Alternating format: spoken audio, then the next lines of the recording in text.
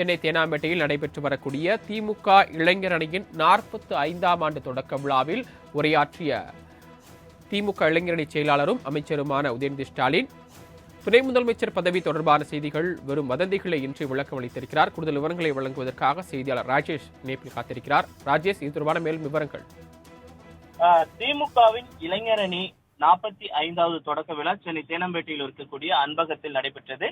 இந்த விழாவில் இளைஞரணி செயலாளராக இருக்கக்கூடிய அமைச்சருமான உதயநிதி பங்கேற்று இந்த தொடக்க விழாவினை தொடங்கி வைத்தார். பல்வேறு இளைஞரணி சார்பாக பல்வேறு திட்டங்களும் தொடங்கப்பட்டிருக்கிறது. மாவட்டம் தோறும் சமூக வலைதளங்கள், மாவட்டம் தோறும் நூலகங்கள் உள்ளிட்ட பல்வேறு திட்டங்களையும் அவர் தொடங்கி வைத்து உரையாற்றினார்.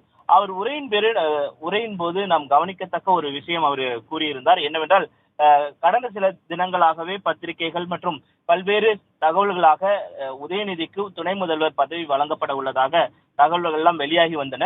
இந்த நிலையில் அவர் அந்த துணை முதல்வர் பதவி குறித்து இந்த உரையில் பேசியிருக்கிறார். அதாவது, பத்திரிகைகளில் வரும் கிசுகிசுகள் செய்திகளை வைத்து இங்கே இளைஞர் அணி தொடக்க விழாவில் ஒரு தீர்மானத்தை நிறைவேற்றி இருக்கிறீர்கள். நாமும் துண்டு போட்டு வைப்போம் என்ற அடிப்படையில் தான் இந்த தீர்மானத்தை நான் பார்க்கிறேன். முதல்வரை பொறுத்த வரைக்கும் அவருக்கு துணையாக இருக்கக்கூடிய அத்துணை அமைச்சர்களுமே துணை முதல்வர்கள் தான் என்று குறிப்பிட்டார். மேலும் தன்னை பொறுத்தவரை பத்திரிகை நண்பர்கள் கேட்கும் பொழுது கூட முதல்வருக்கு துணையாக இருக்கக்கூடிய அத்தனை பேருமே துணை முதல்வர்கள் தான். இங்கு வந்திருக்கக்கூடிய அமைப்பாளர்கள் அவர்கள் கூட துணை அமைப்பாளர்கள் தான் என்று கூறியிருக்கிறேன். அந்த வகையில் துணை முதல்வர் பதவியை பொறுத்த வரைக்கும் எனக்கு கொடுத்தாலும், அதாவது இளைஞர் அணி தான் எனக்கு முக்கியம், அதன் செயல்பாடுகள் தான் எனக்கு முக்கியம். என்னை பொறுத்தவரை இளைஞர் அணி செயலாளர் என்பது முக்கிய பதவியாக, முக்கிய பொறுப்பாக நான் பார்க்கிறேன் என்று அவர் குறிப்பிட்டிருக்கிறார். தங்களது தகவல்களுக்கு நன்றி ராஜேஷ். நாடாளுமன்ற தேர்தல் அனைத்து சட்டமன்ற தொகுதிக்கும் சென்று மக்களை சந்தித்து நம்முடைய இந்தியா கூட்டணி வெற்றி பெற வேண்டும் என்று தேர்தல் பிரச்சாரத்தில் நான் மட்டுமல்ல, நீங்களும் ஈடுபட்டீர்கள். தமிழ்நாட்டு மக்கள் என்னதான் திரு மோடி அவர்கள் கிட்டத்தட்ட 6 முறை 7 முறை தமிழ்நாட்டுக்கு வந்திருந்தார். இதுவரை எந்த முறையும் இல்லாத அளவுக்கு எப்படியாவது ஒரு 2 சீட்டு 3 சீட்டாவது ஜெயிச்சிருவோன்ற அந்த நம்பிக்கையில் வந்தார். நான் அப்போவே சொன்னேன், நீங்கள் 6 முறை இல்லை 1000 முறை வந்தாலும் தமிழ்நாட்டு மக்கள் உங்களை ஏற்றுக்கொள்ள மாட்டார்கள். எங்கள் தலைவரையும் சமூக நீதியும் தான் தமிழ்நாட்டு மக்கள் ஏற்றுக்கொள்வார்கள் அப்படின்னு அதை நிரூபித்து காட்டிய தமிழ்நாட்டு மக்களுக்கு 40க்கு 40 தொகுதி வெற்றியை கொடுத்த தமிழ்நாட்டு மக்களுக்கு நம்முடைய இளைஞர் அணியின் சார்பாக நாம் நன்றியை தெரிவித்துக் கொள்கின்றோம். நம்முடைய மாநில துணை செயலாளர் திரு பிரகாஷ் அவர்கள் இந்த முறை ஈரோட்டில் சென்ற முறை அவருக்கு தவறிவிட்டது சட்டமன்ற தேர்தலின் பொழுது. அப்பொழுதே நான் வாக்குறுதி கொடுத்திருந்தேன். இந்த முறை அவருக்கு அந்த போட்டியிடுகின்ற வாய்ப்பு கிடைத்து கிட்டத்தட்ட 2,35,000 வாக்கு வித்தியாசத்தில் வெற்றி பெற்றிருக்கார் நம்முடைய மாநில துணை செயலாளர் திரு பிரகாஷ் அவர்களுக்கும் இந்த இளைஞர் அணி கூட்டம் தன்னுடைய வாழ்த்துக்களையும் நன்றியும் தெரிவித்துக் கொள்கின்றது. டெல்லிக்கு போடுறதுனால இளைஞர் அணி பணிகளை மறந்துவிட மாட்டீர்கள் என்று நான் நம்புகின்றேன். இப்போ என்கிட்ட பர்மிஷன் கேட்டார், ஆனால் நாளைக்கு டெல்லிக்கு கிளம்புறேன், வரத்துக்கு 20 நாள் ஆகும் அப்படின்னு. டெல்லிக்கு சென்றாலும் இளைஞர் அணி பணிகளில் நீங்கள் கவனம் செலுத்துவீங்கன்னு நான் நம்புகிறேன். அதே போல் திரு அண்ணாதுரை, CN அண்ணாதுரை அவர்களும் இந்த முறை மீண்டும் நாடாளுமன்றத்திற்கு போட்டியிட்டு வெற்றி பெற்றிருக்கிறார். அவருக்கும் இந்த நேரத்தில் என்னுடைய வாழ்த்துக்களை தெரிவித்துக் கொள்கின்றேன். அதே டெல்லிக்கு சென்றாலும்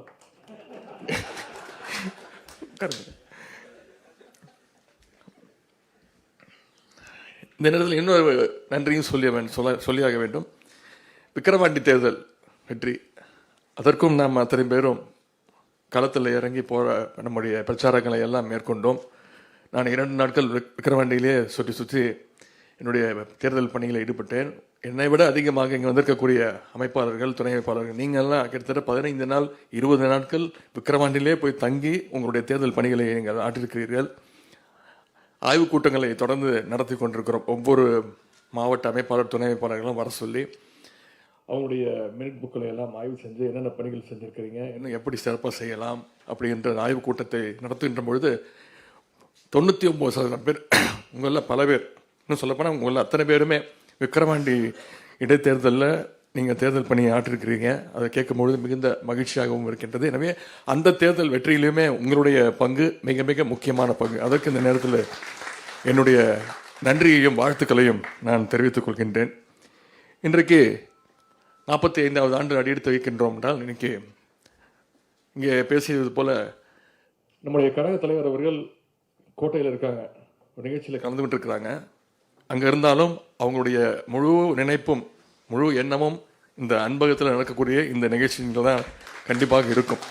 ஏனென்றால் நேற்று நள்ளிரவு எனக்கு தொலைபேசியில் அழைப்பு, ஒரு 11 மணிக்கு தொலைபேசியில் அழைச்சு, என்னென்னா நாளைக்கு 45வது பிறந்த நாளா இளைஞர் அன்னைக்கு அப்படின்னு சொல்லி வாழ்த்துனாங்க.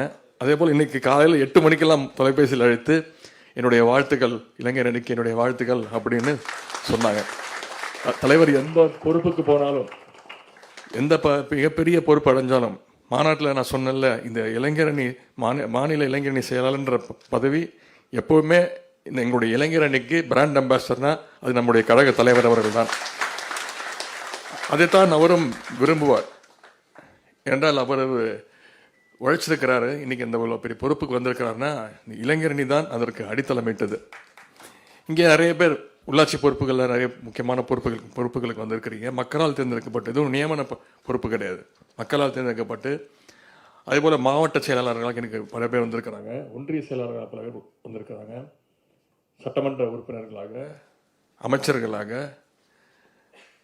முதலமைச்சராக வந்திருக்காங்கன்னா அது வந்து இந்த இளைஞரணி போட்ட இளைஞரணியில் அந்த உங்களுடைய உழைப்புக்கு கிடைத்த அந்த அடித்தளம் தான். எனவே இன்றைக்கு இந்த முரசொலி சமூக வலைதளங்கள் துவங்கி இருக்கிறோம்.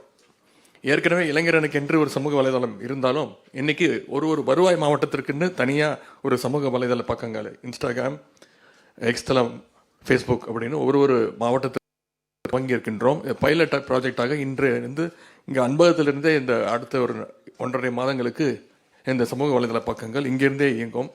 இதற்கான பயிற்சி இவரை பேசி முடிந்த பிறகு, இந்த நிகழ்ச்சி முடிந்த பிறகு இதற்கான பயிற்சி உங்கள் அனைவருக்கும் வழங்கப்படும். நான் கேட்டுக்கொள்வதெல்லாம், இப்பொழுது எப்படி அரசியல் களம் மக்களை சந்திக்கிறோம், அந்த களம் எவ்வளவு முக்கியமோ அதே போல் இன்றைக்கி இந்த சமூக வலைதளங்களும் மிக மிக முக்கியமாக இருக்கின்றது. குறிப்பாக பாரதிய ஜனதா கட்சி வெறும் பொய்களையே பரப்பி, பொய்யையே பேசி மட்டுமே அரசியல் பண்ணிக்கிட்டு கொண்டிருக்கிறார்கள்.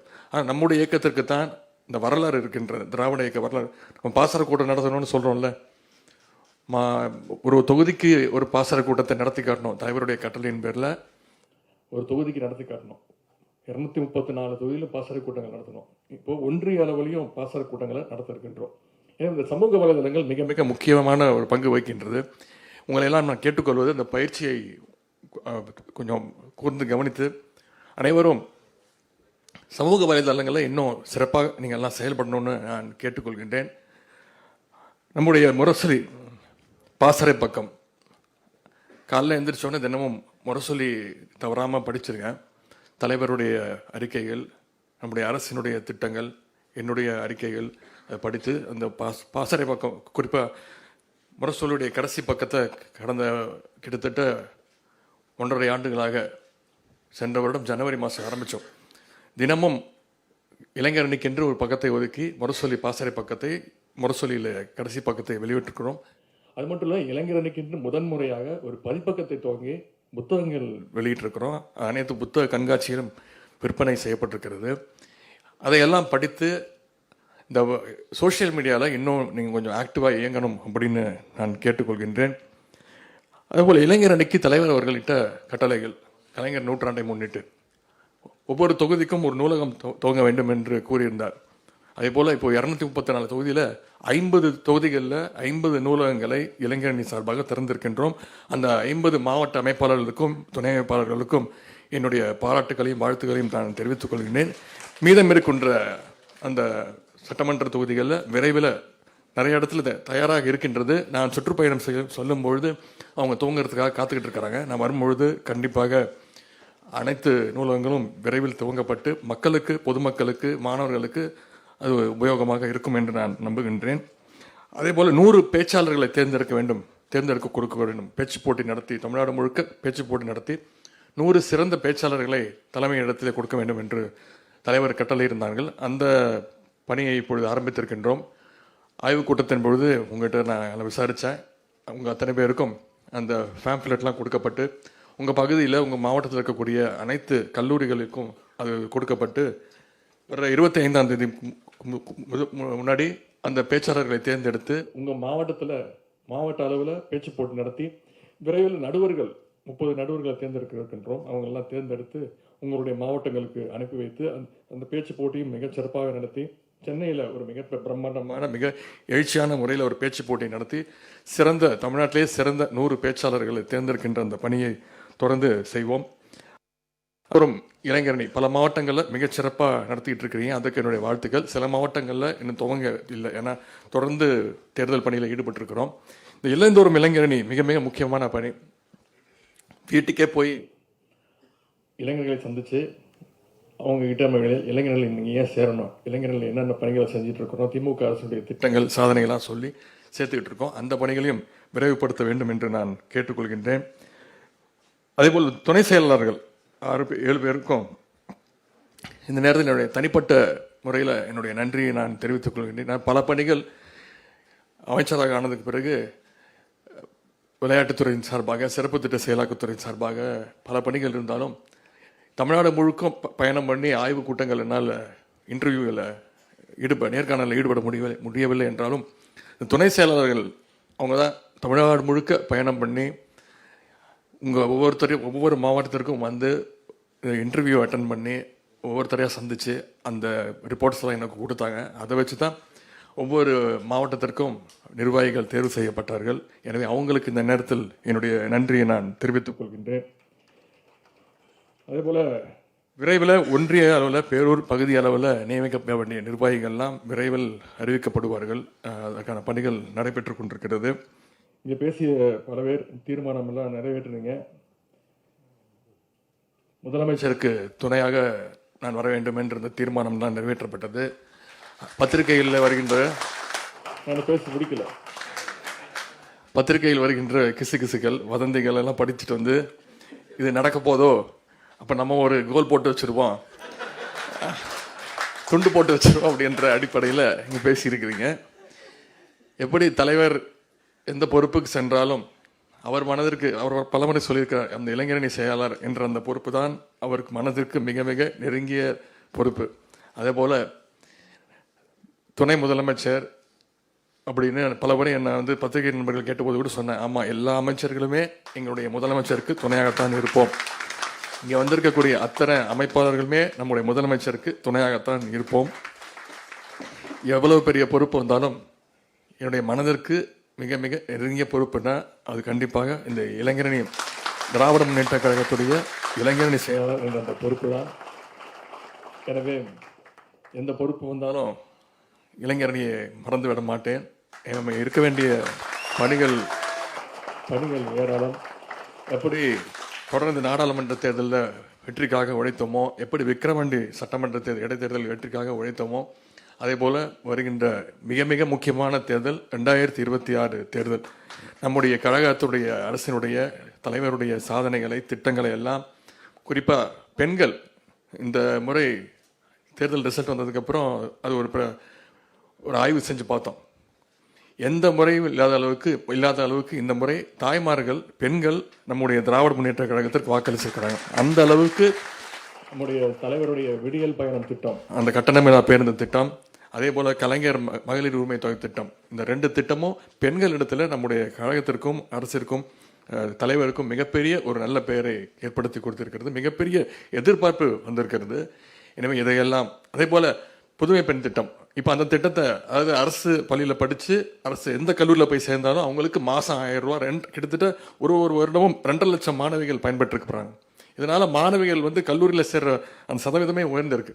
இப்போ தலைவர் வந்து அந்த திட்டத்தை ஆண்கள் மாணவர்களுக்கும் விரிவுபடுத்தியிருக்கிறாங்க. இந்த ஆகஸ்ட் மாதத்திலேருந்து விரிவுபடுத்துகிறாங்க, தமிழ் புதல்வன் திட்டம் அப்படின்னு. இதையெல்லாம் நம்முடைய இளைஞரணி தம்பிமார்கள், நம்முடைய கழக அரசினுடைய திட்டங்கள், சாதனைகள்லாம் உள்வாங்கி நீங்கள் அதை மக்கள்கிட்ட எடுத்து கொண்டு போய் சேர்த்து 2026 என்ன நடந்தாலும் சரி, என்னென்ன கூட்டணி வந்தாலும் சரி, ஜெயிக்கப் போவது நம்முடைய கழக தலைவர் அவர்கள் தான். மீண்டும் தமிழ்நாட்டை ஆளப்போவது நம்முடைய கழக தலைவர் அவர்கள் தான், திரு முத்துவேல் கருணாநிதி ஸ்டாலின் தான். அது மட்டுமே இளைஞரணி தமிழ்மார்கள் நம்முடைய இலக்காக இருக்க வேண்டும்.